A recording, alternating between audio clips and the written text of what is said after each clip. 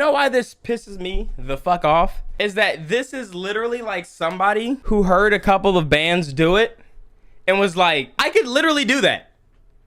This shit is so disrespectfully embarrassing. One of the biggest musical pet peeves has to be when an artist makes a complete mockery of another genre. And I feel like I could speak for everybody, you know, because why would anybody will go for that type of shit anyway, right? Not gonna lie, I thought that shit was kind of cool, you know, despite how much influence or how little influence it has on the artist, depending on what type of style of music they may be going for. But at the same time, I still gave respect. You know, this was me in my younger days.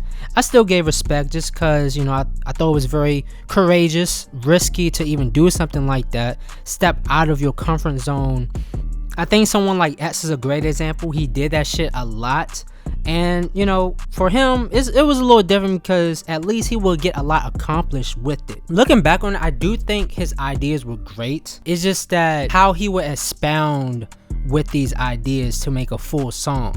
Most of the time, you know, it would just be more or less the same structure of the song where you would get the slow pace at the beginning, sometimes a guitar solo somewhere in the middle, and then at the end you get the final screamo. Like, I even feel like he lays the foundation for most good rock songs out of, you know, his body of work, in my opinion. It's just the question becomes how much time he should have spent on this song, no matter if you enjoy it or not. And looking back, it was very effortless. It could be a disadvantage at times. But I wouldn't classify the genre merging that he did as a mockery because they were still enjoyable. And sure, the door is wide open for this level of risk taking, maybe a little too wide open. I always advocate for artists to switch it up, try new things, you know, as they should at a certain point in their career, but it should never come at the expense of any type of clout or feeling pressured by the fans. I feel like sometimes the fans do get to the artist's head and make them create some music that they know they just not cut out for. If there's one example I could think of off the top of my head,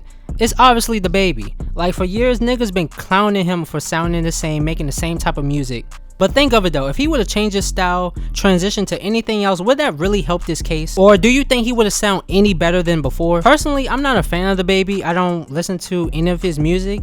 But, you know, with that being said, I still think he shouldn't change because of that. And when he would try to change it up, let's just say he wasn't aware of the smell of his own shit. But no matter what I say, my opinion is completely irrelevant.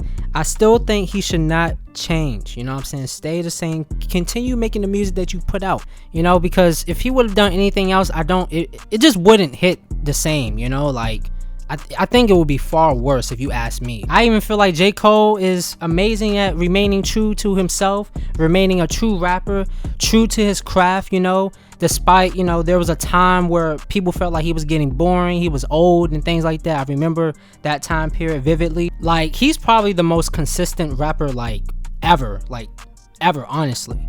You know, just the fact that he remains just true to himself even through that period. Like, he never had to step in another lane musically is what I'm saying. And honestly, like, his major improvement over the years as far as rapping makes up for it all. And no way I'm comparing DaBaby and J. Cole. Like, come on, like, what are we talking about here? Like I was saying, you know, consistency is key, you know, but shout out to those that, you know, do a great job at merging genres, you know what I'm saying? Just being able to create something new and fresh, formulating subgenres, being a pioneer, eliminating certain labels, adding to one's track record, showing more creativity by doing so. And just with all of that, the amount of unheard collaborations is just tremendous for one artist, for many, that just pushes the envelope and just steps out of the box, you know, no matter what type of reception they may get. And by saying that, I am referring to everyone that is successful at it.